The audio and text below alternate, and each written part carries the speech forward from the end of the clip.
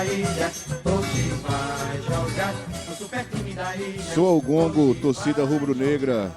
Estamos aqui mais uma vez. Obrigado a todo mundo que nos escuta.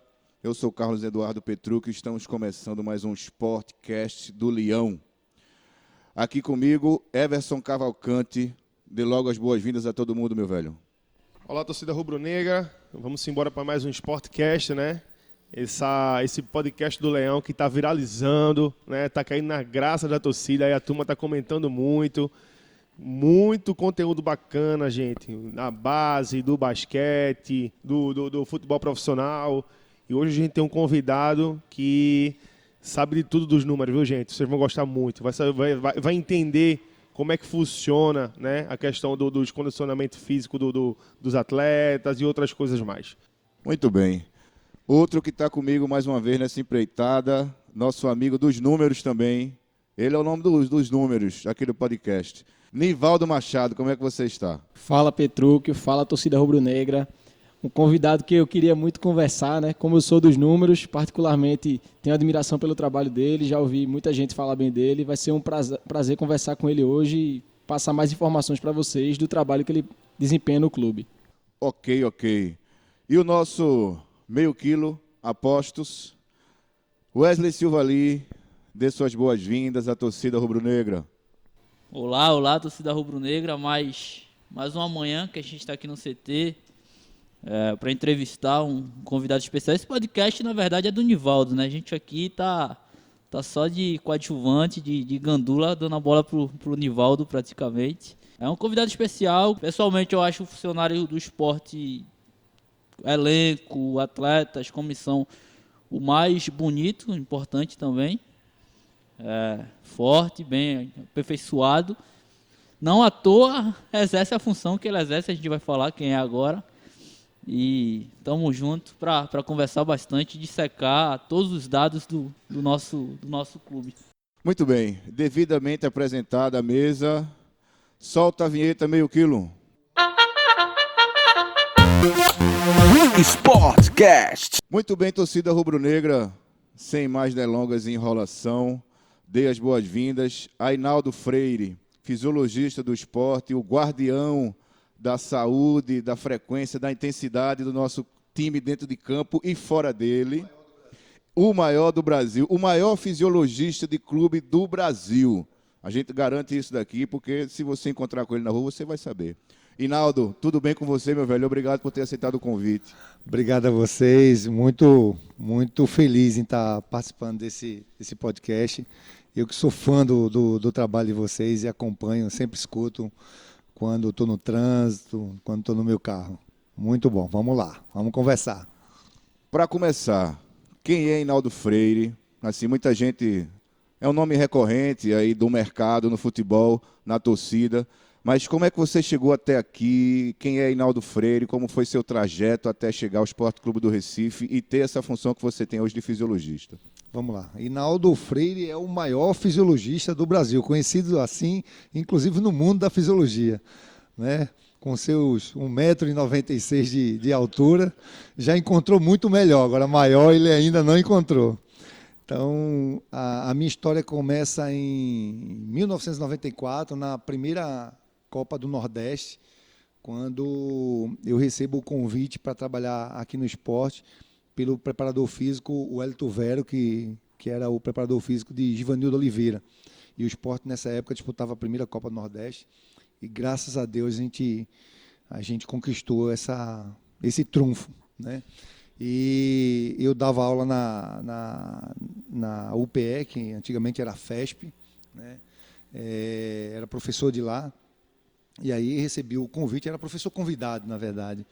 E recebi o convite de assumir o departamento de fisiologia. Eu e mais um outro professor que, no momento, estava saindo para fazer o mestrado dele. Bem, o professor, que era o Fernando Guimarães, não pôde ficar, não pôde concorrer a essa vaga. E aí eu me apresentei, na época, ao presidente do clube, que era o Vandés Lacerda, em 94, e prontamente fui contratado. Então, iniciou ali em 94 um trabalho que dura, na verdade, não uma década, mas mais de 2 décadas Mais de aqui duas. no clube. Então, na época, a gente só tinha o São Paulo e o Santos com o departamento de fisiologia montado. Então já E a foi um gente- pioneirismo da gente no Nordeste, como sempre, né? Exatamente, Mais uma vez a gente aqui saindo na frente, É né? verdade. A gente era ali naquela época, desde aquela época já o pioneiro aqui no Nordeste e com a ajuda de muita gente boa, a gente foi pioneiro em muita coisa. Eu me lembro, por exemplo, da primeira fotocela de velocidade que nós trouxemos aqui para o Nordeste. Era um equipamento para medir a velocidade dos atletas e ela trabalhava de forma online com microcomputador. Naquela época era grande sensação. Quase nenhum clube tinha, a gente só tinha uma dessa, a gente fez uma dessa no Cruzeiro, que era o clube que a gente sabia que tinha importado.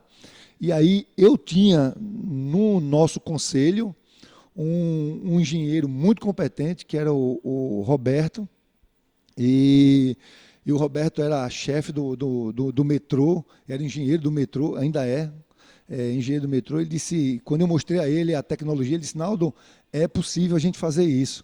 O metrô, Roberto Maranhão, ele disse: o metrô detém essa tecnologia. A gente controla toda a velocidade dos trens e passagem entre um trem e outro, exatamente com essa tecnologia de fotocélulas.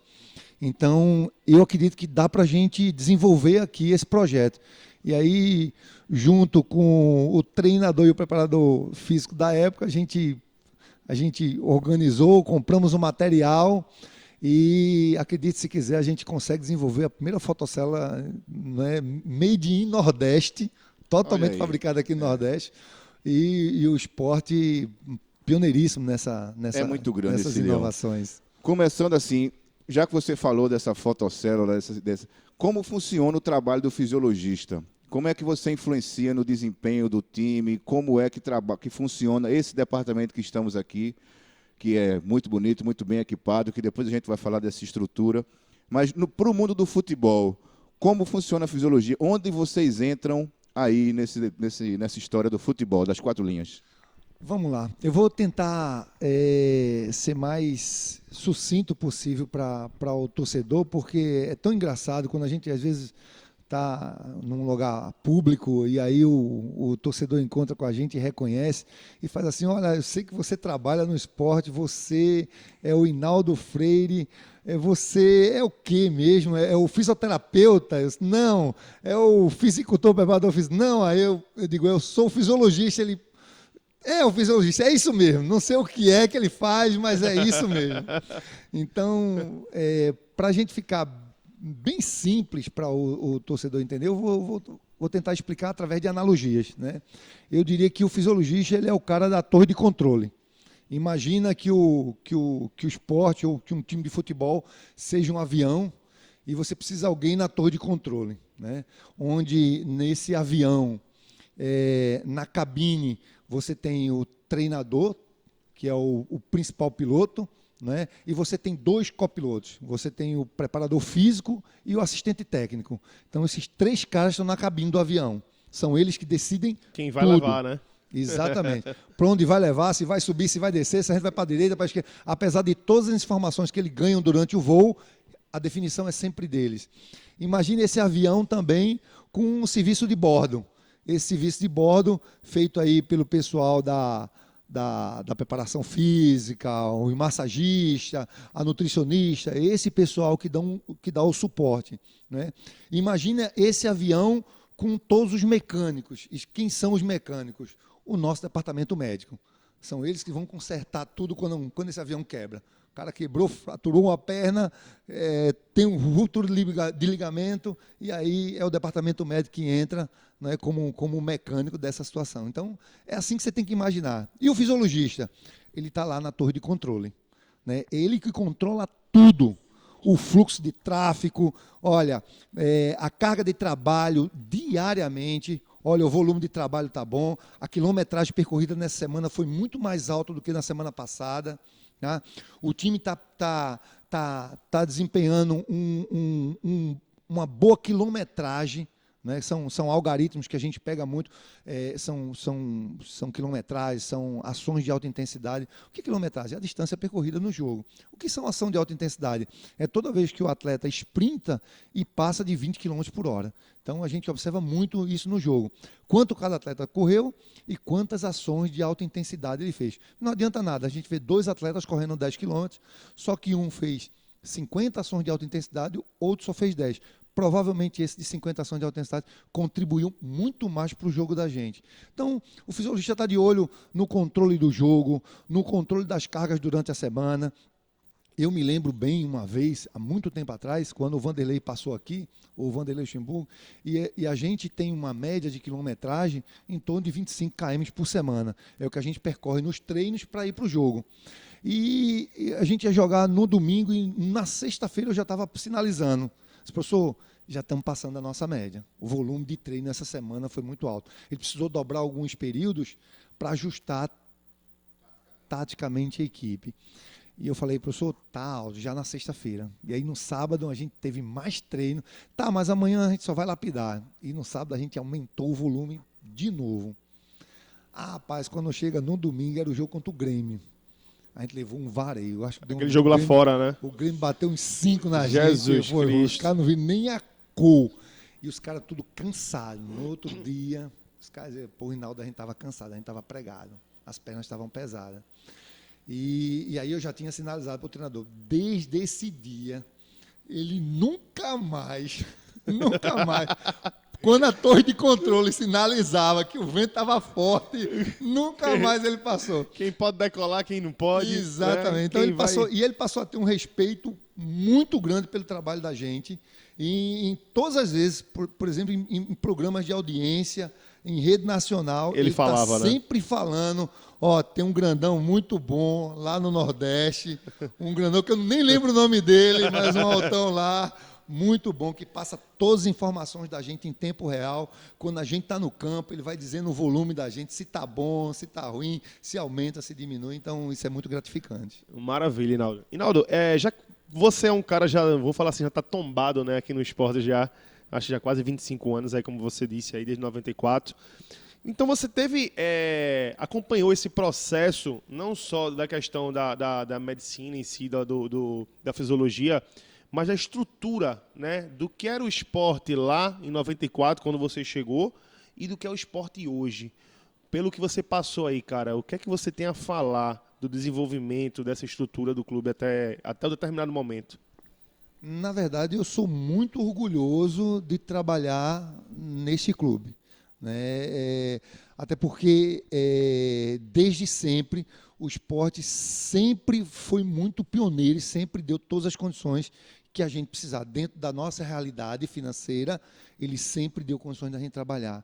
Então, quando a gente adquiriu a nossa fotocélula de avaliação de velocidade, era a primeira fotocélula que estava chegando aqui no Nordeste. Quando, em 2008, ali, quando a gente estava ganhando a Copa do Brasil, a gente adquiria o nosso dinamômetro isocinético, a primeira máquina de um isocinético, avaliação de força e desequilíbrio muscular em um clube de futebol. Até então, a gente tinha somente ele numa universidade de Fortaleza. E em clube de futebol, a gente era o primeiro clube a pegar. E hoje a gente contribui para todo mundo aqui da região, né? Não só avaliando os nossos atletas, mas quantas vezes a gente não avaliou atletas até de outras equipes. Por quê? Porque as outras equipes também fizeram isso com a gente quando a gente precisava. O Daniel Paulista lá atrás, quando precisava de uma avaliação desse tipo, a gente mandava ele para o São Paulo, era avaliado lá em São Paulo, e depois a gente trazia os resultados. Então, hoje, se a gente pode contribuir com algumas equipes aqui no Nordeste para fazer o mesmo trabalho, a gente faz, porque até porque a gente entende que toda a rivalidade está dentro de campo. Fora de campo, a gente tem que se ajudar. Então, esse pioneirismo de estar com o isocinético aqui, do ano passado para cá, está com mais uma novidade, que é a termografia, que é uma máquina que a gente avalia diariamente os atletas através de uma imagem, de uma foto, e ela identifica, através de alteração de temperatura, onde o atleta tem um ponto de dor, um ponto de inflamação, e muitas vezes a gente se antecipa à lesão. A gente dizer, por exemplo, para o atleta, olha, ou para o departamento médico, olha, tem alguma coisa errada aqui na posterior da coxa direita desse atleta, a gente não sabe o que é, mas tem alguma coisa errada, e aí o médico vai investigar para trazer mais informações para a gente. Então, é esse pioneirismo e essa, como é que eu posso dizer, esse apoio que as diretorias do esporte sempre deram para a gente, que deixa a gente muito feliz. Então, por exemplo, quando a gente pergunta o que a fisiologia faz, além de fazer esse controle, na torre de controle que a gente está falando, a gente é responsável por essas avaliações. Toda vez que o esporte contrata um atleta, ele passa por uma minuciosa avaliação. E essa avaliação acontece num tripé. Ela acontece primeiro com o médico examina esse atleta, depois ela acontece com a fisiologia, onde a gente vai avaliar a parte antropométrica, quanto o cara está de gordura, se o cara está dentro do peso, fora do peso. Depois a gente vai avaliar a parte funcional junto com a fisioterapia, que são os testes funcionais, e depois a gente conclui com os testes de desempenho, que é levar o cara para o campo, levar o atleta para o campo para fazer a avaliação de desempenho, e aí sim tem uma posição para dizer para a comissão, olha, esse atleta, vamos supor um lateral, esse lateral, em comparação aos outros laterais, está nesse nível. Esse é um atleta que a gente vai precisar, vai estar bom para daqui uma semana, daqui a 2 semanas. Então, essa é mais uma função da gente. Hinaldo, só uma curiosidade minha mesmo. Nesse tempo todo que você tem no departamento de fisiologia, eu acho assim, eu queria que você citasse um jogador. Eu sei que é difícil, já passou muitos jogadores por aqui. Quer dizer, cara, esse cara aqui, ele era diferenciado. Esse cara aqui na parte de recompor, na parte de explosão. Aquele cara que era um mamute da vida, assim. Um cara que era muito, muito grande, assim, vamos falar. Você, pô, esse cara aqui, Everson, esse cara aqui arrebentava. Esse cara tinha uma explosão muito grande, né? Quem é esse jogador que você pode citar pra gente? Olha, falar desse jogador, um nome específico, é muito complexo para mim, porque, por exemplo, quando a gente analisa um atleta, às vezes a gente tem um atleta que ele é muito bom na resistência, mas ele deixa a desejar em força. Às vezes a gente tem um atleta que é muito forte, mas ele não é tão resistente. Mas, de uma forma geral, vou te falar, um nome que me impressionava muito na época era o próprio Carlinho Bala. O Bala, na época, ele chamava a atenção, principalmente quando a gente tinha um teste de campo chamado soccer teste, né, onde a gente bipava muito, a imprensa, lá vem o teste do Pi. Né, e o Bala era um dos melhores desempenhos da gente no soccer teste. Em 2008, o Bala estava voando.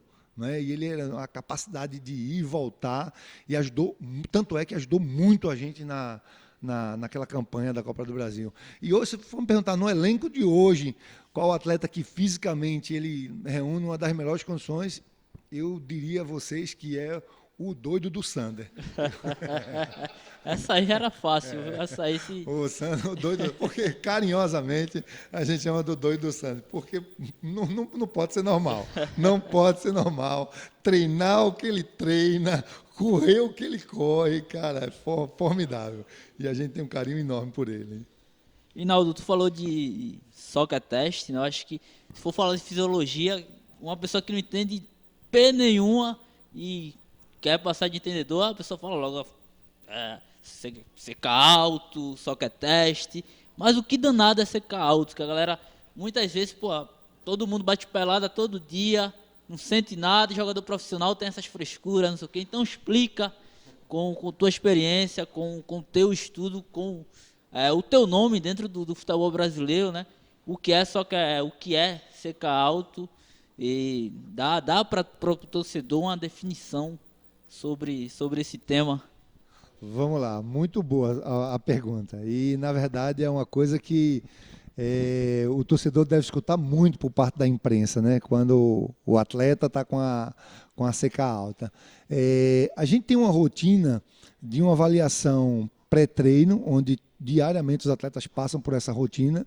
Eles vão ali na balança desde a pesagem até responder algumas perguntas que são tabelas onde a gente pergunta sobre a percepção de cansaço deles, onde a gente pergunta como foi o sono dele, a escala de sono é importante para a gente, e a escala de dor também. Então, diariamente, o atleta ele é levado à sala de fisiologia, a gente usa o peso como argumento para trazer ele, e obriga ele a pesar todo dia, mas o argumento do peso é exatamente para coletar informações, são as avaliações pré-treino. Aí eu quero saber o quanto ele está cansado, se ele dormiu bem e se ele tem alguma dor. Se ele tem alguma dor, quanto de dor ele está sentindo e o local dessa dor, né?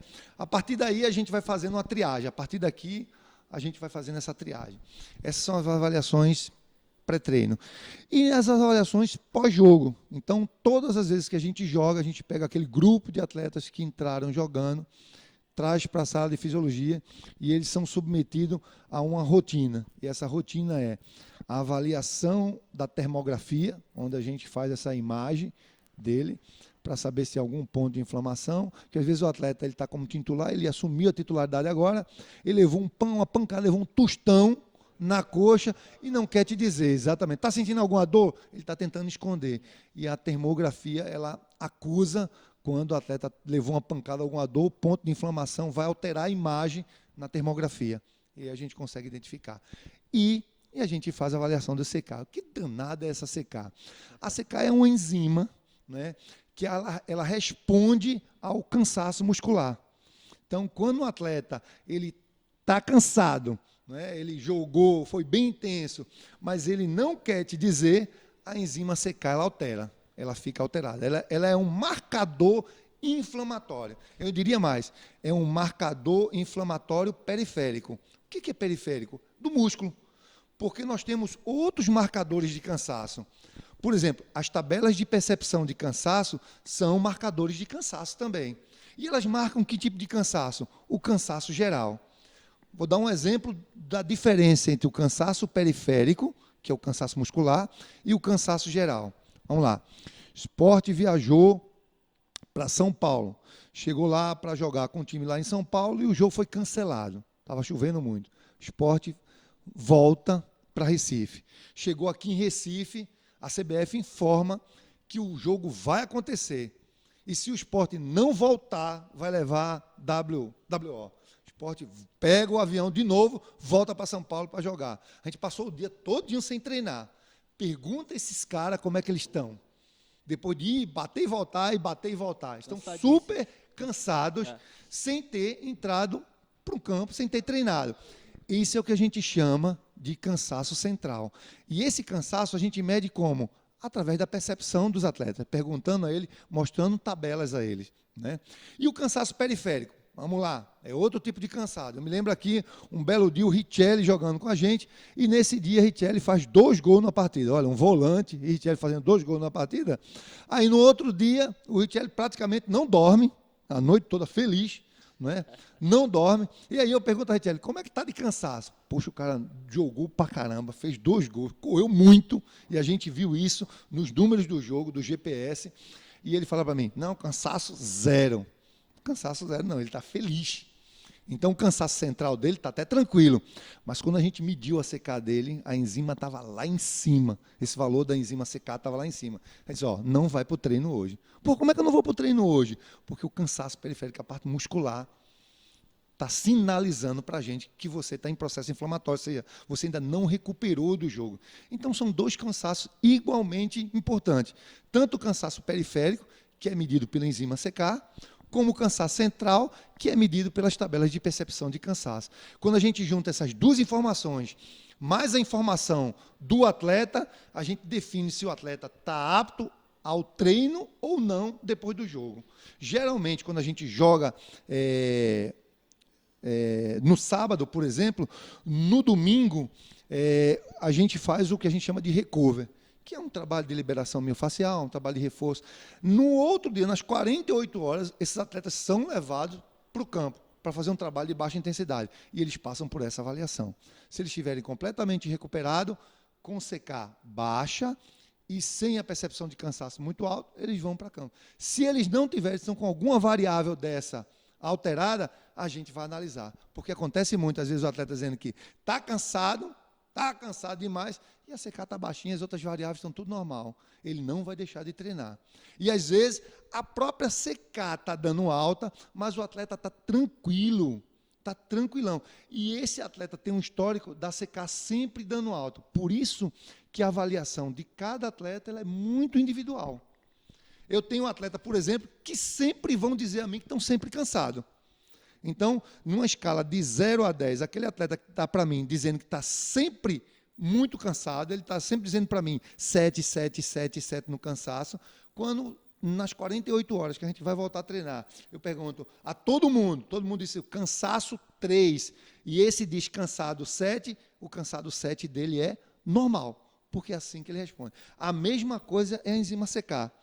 A gente tem uma história aqui no controle do programa do computador, com a média de cada um. Então, atleta A está sempre 200 de CK. Atleta B está sempre 400 de CK. A média do atleta A é sempre 200 unidades por litro de CK, que é o valor da unidade. Atleta B, sempre 400. Aí eu faço uma avaliação pós-jogo. Quando eu chego na avaliação pós-jogo, atleta A deu 400, atleta B dá 400. O que é que eu faço? Libero o atleta B e seguro o atleta A. Ô, Peinaldo, como isso acontece? Porque a nossa CK deu igual, as duas deu 400, você está liberando o atleta B e está segurando o atleta A. Porque atleta A, a média é sempre 200, a média dele duplicou, é risco de lesão. Atleta B, a média dá sempre 400, atleta B pode ir para o campo. É assim que funciona. Cada corpo é um mundo, né? É verdade. Eu acho que quem questionar CK alto agora merece levar um cascudo depois dessa explicação, dessa resposta de Inaldo. Inaldo, fala-se muito em espírito de Série B, que é um jogo mais pegado, mais físico, em relação à Série A, que é mais moderada. Segundo dizem, né, são estereótipos. Tu sente essa diferença das competições nos dados? Eu sinto principalmente nos dados do GPS. Eu percebo que o volume da distância percorrida ele dá sempre um pouquinho maior quando a gente tem os jogos da Série B. E isso também depende muito da característica dos atletas que a gente está em campo. Por exemplo, se você está com o Diego Souza em campo, a distância percorrida é bem menor, né? Se você está com atletas como, por exemplo, hoje o Leandrinho é um dos destaques da gente. É um dos destaques. O Charles nem se fala, né? Se a gente pegar os atletas com mais distância fazem durante o jogo, a gente vai pontuar fácil aí o Charles e o Sander.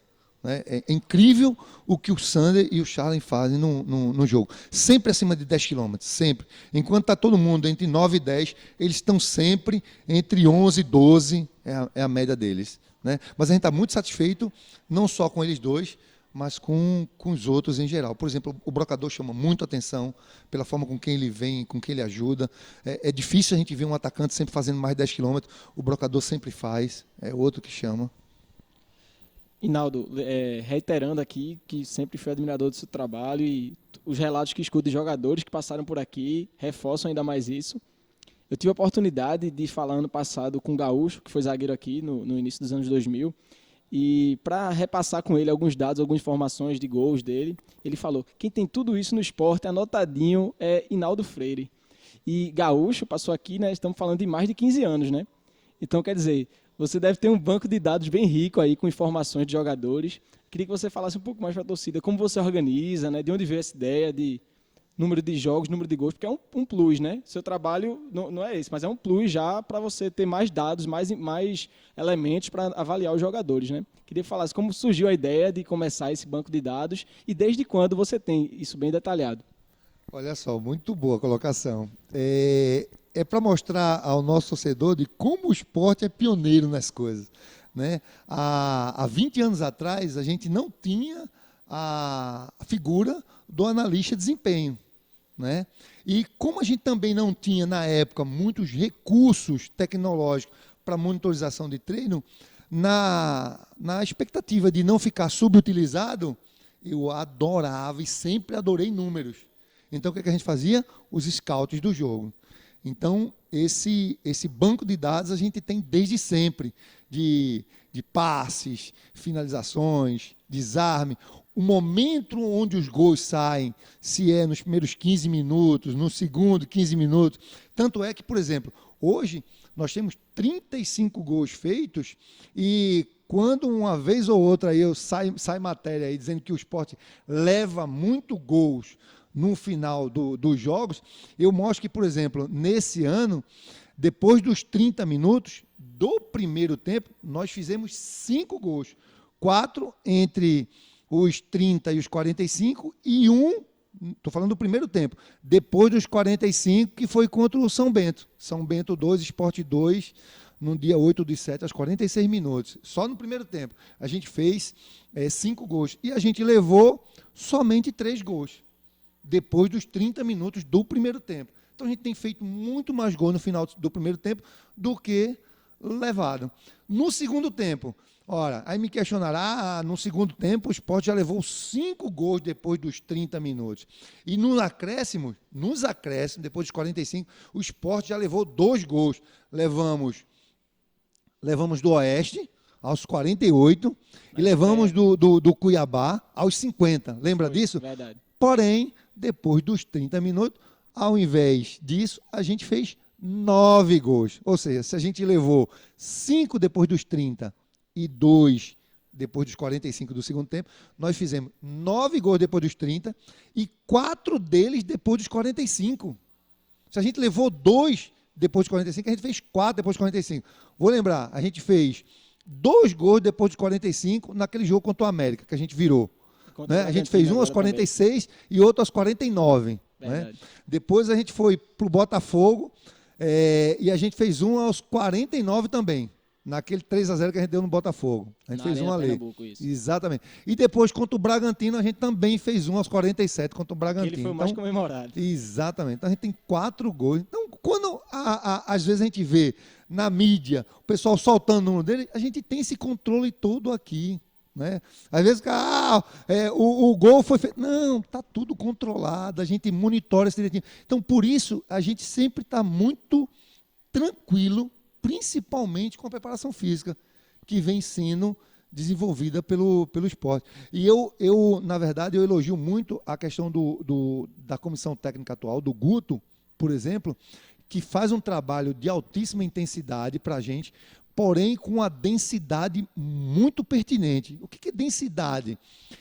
Por exemplo, você fazer 5 quilômetros num treino e fazer 5 quilômetros em 50 minutos, você tem um treino muito denso.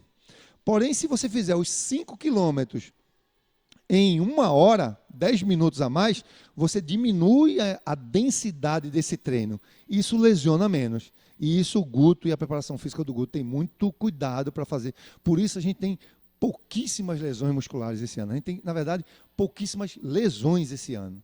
E quando a gente pega essa sequência de jogos muito grande, como a gente vem agora, que todo mundo fica batendo desespero, porra, sequência de jogos, e até porque é uma preocupação nossa, é muito mais com a logística, com as viagens, com o tamanho das viagens, com a distância é isso que a gente sofre mais. Mas quanto à preparação, fico super tranquilo e o time tem dado uma boa resposta em campo. E eu queria perguntar, a partir de quando você tem esses dados de números de jogos, porque Gaúcho a gente está falando 2001, 2002, 2003, a partir de quando você tem esses números de jogos e gols de jogadores? Eu acho que eu comecei a fazer isso logo quando eu entrei, em 94, mas eu venho fazendo isso de forma mais sistemática de 2000 para cá. 2000 para cá a gente tem praticamente tudo. É tão engraçado, uma vez com um treinador, que me falha a memória aqui, a gente estava no intervalo de jogo. E aí o repórter fez a seguinte pergunta, Júlio César Leal era o treinador. E o Júlio César Leal era muito atento a números. A gente estava fazendo scout da partida nesse jogo. E aí o repórter fez assim, professor, o que você vai fazer agora, no intervalo do jogo? Aí ele disse, não entendi. Olha como números é uma questão de interpretação, você tem que ter muito cuidado como vai interpretar números. Aí ele disse, não entendi a pergunta. Ele disse, não, porque o repórter tinha feito o scout e o repórter disse para ele, olha, no primeiro tempo, o time do Sport errou 40 passes. contra o adversário que eu marquei aqui, que só errou 20. Aí ele disse assim, calma aí, 40 passes no universo de quanto? E o repórter não soube responder. Porque o repórter só anotou a quantidade de passes errado, não anotou a quantidade de passes certos. Vamos tentar explicar. O Sport fez 40 passes no intervalo, eu repassei a informação para o treinador. O Sport fez 40 passes errados, mas tinha dado 400 passes no jogo. 40 passes no universo de 400 Só 10%. é 10%. O adversário, só dando um exemplo agora aleatório, tá? Sim. O adversário só errou 20, mas o adversário tinha dado somente, exemplo, tá? Tinha dado somente 20 passes. O adversário errou 100%. E o Sport só errou 10%. Então, quando você for tratar com números, tenha cuidado na interpretação dos números. Senão você vai começar a julgar um atleta em detrimento de outro. Por exemplo, a gente pegava, por exemplo, o Leonardo, saía com alguns passes errados, mas ora, quando o Leonardo ou o Wallace, meio-campista, na época, acertava o passe, era passe para gol. Aí a gente comparava, por exemplo, com o Gaúcho, o zagueiro Gaúcho, a incidência de passe Gaúcho era altíssima. Por quê? Ali Muito na espaço zaga a pra gente não defesa, tinha isso. tanta pressão, Isso. como no meio de campo você tinha. Então, você tem que estar muito cuidado com a questão de números. Inclusive, é até bom você levantar essa bola, porque a gente também tem que ser muito cuidadoso com a questão do GPS. Às vezes o treinador ou a torcida, ou principalmente a torcida, o treinador não, mas principalmente a torcida, tende a analisar que aquele atleta é melhor quando o atleta corre mais. Nem sempre é assim. Nem sempre o atleta é melhor quando ele corre mais. Às vezes ele consegue ser mais produtivo sem correr tanto. Era o caso, por exemplo, de Diego Souza. Nem corria tanto, mas quantas vezes o Diego Souza não foi escolhido o melhor em campo? Sem correr muito, mas ele deu 2, 3 passes que finalizaram em gol. Eram os passes que ele dava para André naquela época, né? Tem uma parceria danada, uma amizade com o André, e alimentava o ataque com 2, 3 passes, meu amigo, na cara do gol, melhor em campo, sem deslocar muito. Todo mundo correndo 10 km, Diego Souza 8. Todo mundo correndo 11, Diego Souza 7. Mas quantas vezes não foi em campo? Agora, é muito mais interessante quando você tem um atleta deslocando mais, porque a gente acredita que aquele atleta que desloca mais, ele também está ajudando na marcação. Depois eu vou pegar uns números com você aí. Interessante demais. Parabéns pelo trabalho. Fica à vontade, fica à vontade. Torcida rubro-negra, chegou a hora do nosso comercial aqui. Gostaria de lembrar vocês que as nossas camisas do Leão estão sendo vendidas na nossa loja do esporte. Entre na loja do esporte, vá lá no esporte, na Ilha do Retiro, onde tem a loja, e aprecie a nova coleção do esporte da Umbro, que está uma maravilha. Do lado, você aproveita e passa no Delta Café, ali para tomar aquele cafezinho especial. Se você quiser tomar uma gelada, tem também. Se você quiser fazer aquela reunião de trabalho, o Wi-Fi lá funcionando perfeitamente, você abre o seu computadorzinho, né? Faz aquela reunião de trabalho, pode chegar lá para bater papo, reencontrar os amigos. Enfim, a Ilha do Retiro espera vocês, torcedor rubro-negro, sócio do esporte. Utilize a Ilha do Retiro, que é cheia de facilidades para você. Se você não é sócio ainda, entre no maiordonordeste.com.br e se associe ao esporte. Você não sabe, a partir de R$10 você pode ser sócio do esporte, bicho. R$10. Para você, ainda paga R$10, ainda tem gratuidade em todos os jogos na Ilha do Retiro. Rapaz, isso não é uma promoção não, esse esporte é para você ir lá, entre no maiordonordeste.com.br e saiba os planos que tem. Com certeza, um vai caber no seu bolso.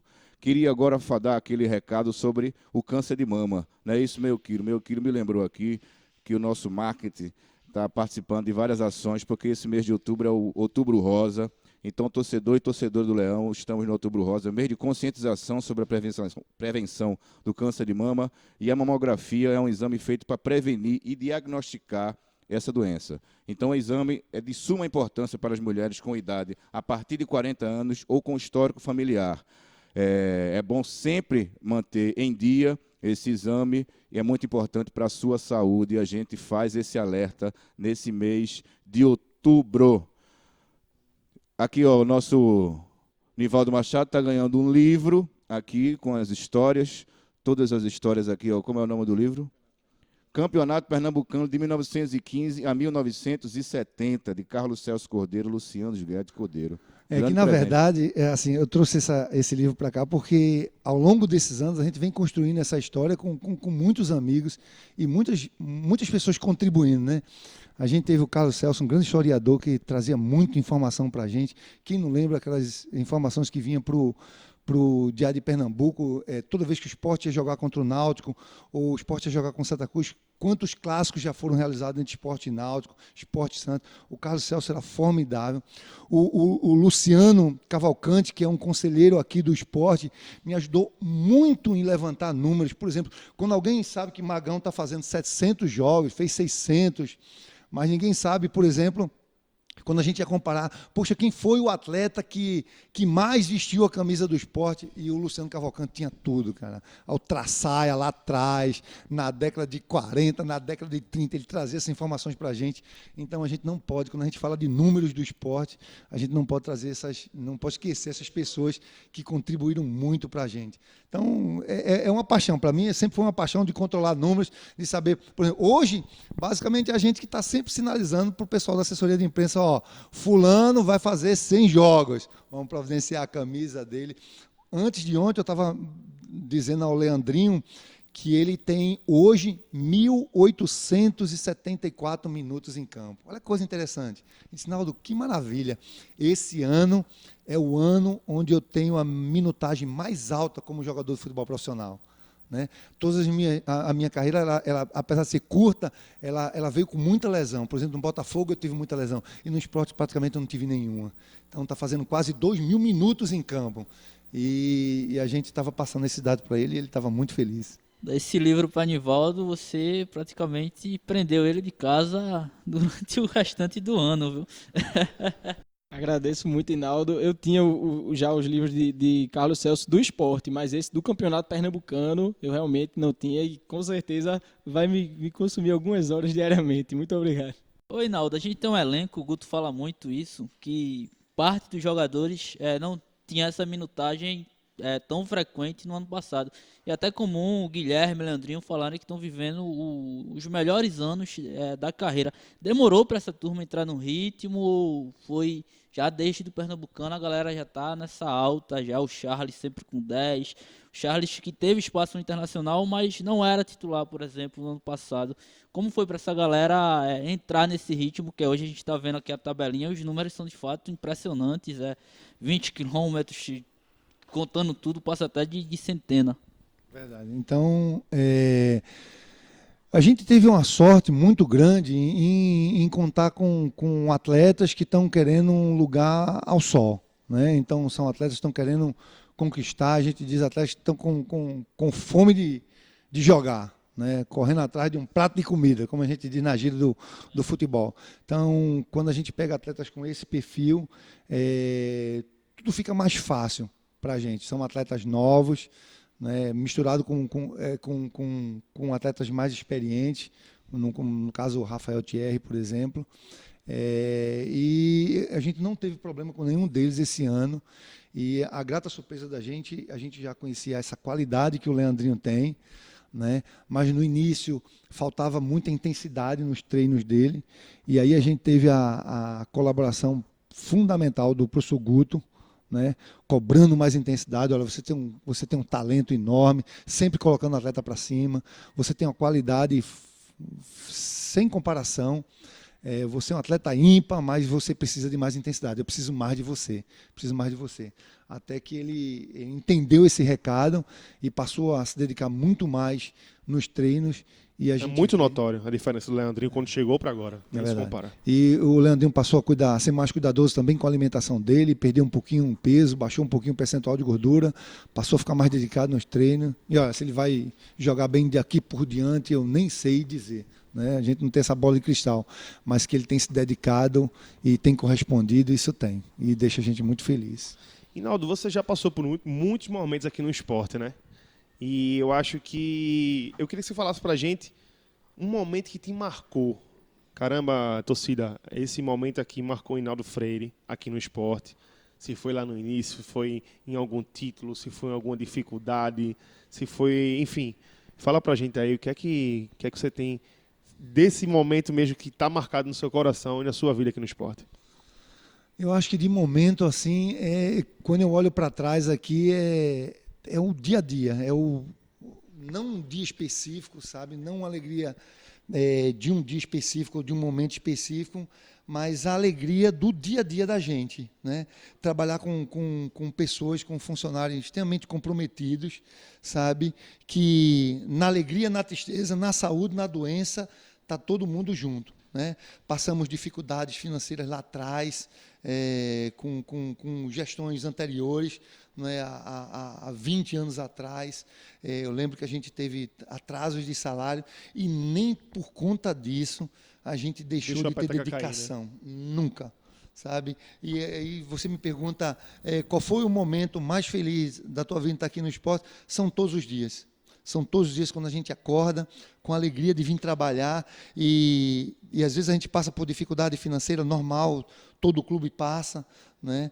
E minha esposa sempre diz para mim, olha, é incrível como você acorda todos os dias, sabe, cedo, bem-humorado para vir trabalhar, e é muito bom quando você trabalha naquilo que você ama. A minha vida toda, por exemplo, eu fui professor universitário, e eu sou filho de professora. Minha mãe era professora primária, né? Nunca ganhou bem para ser professora primária, mas eu via na minha mãe a dedicação de dar aula. Eu sempre gostei disso, né? Todas as vezes que eu me levantava para dar aula na faculdade, nunca ganhei bem na faculdade, mas eu adorava a presença dos alunos, as perguntas, porque são eles que fazem a gente, né, crescer profissionalmente. São as perguntas, são as indagações dos alunos que faz a gente estudar, né? Hoje eu estou afastado da área acadêmica há uns 6 anos, já não dou mais aula na faculdade. Hoje eu passo a me dedicar exclusivamente aqui no esporte, mas é de uma felicidade incrível. E estar vivenciando esse momento agora da gente bem na tabela, da gente voltando para a Série A, é indescritível. Então, qual é o momento mais feliz na tua vida no esporte? São todos os dias que eu venho para o esporte. Essa é a mensagem que fica, torcedor do esporte. É isso que a gente tem aqui dentro. Você que está aí escutando a gente no seu carro, no seu celular, onde quer que você esteja, tenha certeza que as pessoas que estão aqui dentro do clube acordam todo dia com alegria, com muito entusiasmo para fazer isso aqui que a gente faz. Na assessoria de imprensa, na fisiologia, no futebol, na nutricionista, na jardinagem, em todos os lugares, são pessoas abnegadas, apaixonadas por isso aqui. E essa mensagem de Naldo, que é um cara que tem história aqui dentro, só faz corroborar que quando a pessoa, muita gente fala, né, do dia a dia do clube e tal, tem que ter muito cuidado, porque são pessoas que dedicam sua vida, seus dias, com alegria para estar fazendo isso aqui. E é isso que fica. Muito obrigado, Hinaldo. Queria agradecer a você por essa aula que a gente teve do professor Hinaldo. Com certeza, quem não sabia mais ou menos de fisiologia e futebol, a partir de agora... Agora, é bom que o pessoal da imprensa também ouça esse podcast aqui. Vou mandar para o pessoal, para os setoristas, porque... Tá vendo, minha gente? Vamos ter mais cuidado na análise dos números, não é isso, Rinaldo? Porque muitas vezes algumas coisas por ali não estão bem encaixadas e precisam ser mais bem avaliadas, e nada melhor do que um profissional como o Rinaldo para tirar a dúvida de vocês. Então, não custa nada, antes de publicar, dá uma ligada para o rapaz, quer saber. Rinaldo, muito obrigado. Obrigado a vocês, gente. É admirador do trabalho de vocês. Muito obrigado por essa oportunidade de estar conversando com vocês. Fiquei muito, muito lisonjeado. Valeu mesmo. Nivaldo, faça suas últimas considerações, agradeça aí, o que é que você achou do dia, como foi para você? Primeiramente, agradecer um podcast que eu fiquei muito feliz de gravar, que é um profissional, como já falei e repito, sempre fui admirador, e pelo que eu sempre ouvi de jogadores, passo a admirar ainda mais. E agradecer também o presente que ele me deu, um livro aqui contando a história do Campeonato Pernambucano, de 1915 a 1970. Vai ser muita hora dedicada a isso. Muito obrigado, Hinaldo. Prazer estar falando contigo hoje. Primeiramente, eu tô com pena da namorada do Nivaldo. Perdeu pro livro. Mas é uma grande felicidade. Eu acho que eu estava comentando com meu pai que a gente tinha nutria um sentimento pelo esporte antes, que era muito alto. mas durante, sobre o que o clube passa e ver as pessoas tão apaixonadas, tão devotadas a trabalhar dentro da instituição, que esse sentimento aumentou e aumenta a cada dia. Então, ouvir o Hinaldo falar isso é arrepiante, de fato. Acho que condiz com o que todos sentimos e foi verbalizado pelo Hinaldo de uma forma muito bendita, né? Muito perfeita. Muito feliz, feito o Nivaldo falou, um podcast muito especial que a gente gravou, mais um, né? Um grande funcionário que está aqui no clube há mais de 2 décadas, agora a gente pode falar assim. Então, muito, muito bom. Acho que ficar procrastinando em palavras é até redundante. Então, obrigado, Petrucci, o nosso PP, ele não vai excluir isso. Já agradeceu, mas eu agradeço também, todos nós agradecemos pelo trabalho no esporte, pela gravação de hoje. Vamos adiante, Série A ano que vem e continuar com esse belíssimo trabalho. Cara, eu estava escutando vocês falar aqui, e Hinaldo também. Eu cheguei até um pouco a me emocionar aqui, porque o momento que o esporte vive não é fácil, gente. É muito difícil. E Hinaldo passar essa mensagem aqui que os funcionários, todas as pessoas de todos os setores que estão aqui dia a dia, trabalham com muito amor e dedicação. Eu acho que o retorno disso, eu acho que a nossa maior vitória, né, é ver o esporte lá em cima. Isso aí é muito gratificante e a gente merece muito voltar, né, não só para a Série A, mas voltar a ser aquele clube de uma potência muito grande que a gente sempre foi no Nordeste, ser pioneiro em alguns casos, em alguns setores, né? E a gente vai voltar a isso aí, financeiramente, desportivamente, sabe? Nunca vai deixar de ser o Sport Clube do Recife, que a gente está aqui realmente dando as mãos para poder reerguer o clube, né? E a gente está conseguindo, tá bom, gente? Então, essa é a minha mensagem, um pouco emocionado aqui, mas é o que o coração, né, tá falando, o coração de um torcedor rubro-negro, tá bom? Um abraço, gente, pelo Sport Tudo. Muito bem, torcida rubro-negra, lembrando a vocês que vocês podem escutar o nosso podcast no Google Podcast, no Apple Podcast, no Spotify, no Deezer, enfim, no site do esporte, enfim, onde você quiser, onde você estiver, você pode escutar o nosso podcast e no nosso site você tem acesso aos outros podcasts lá também que a gente já gravou.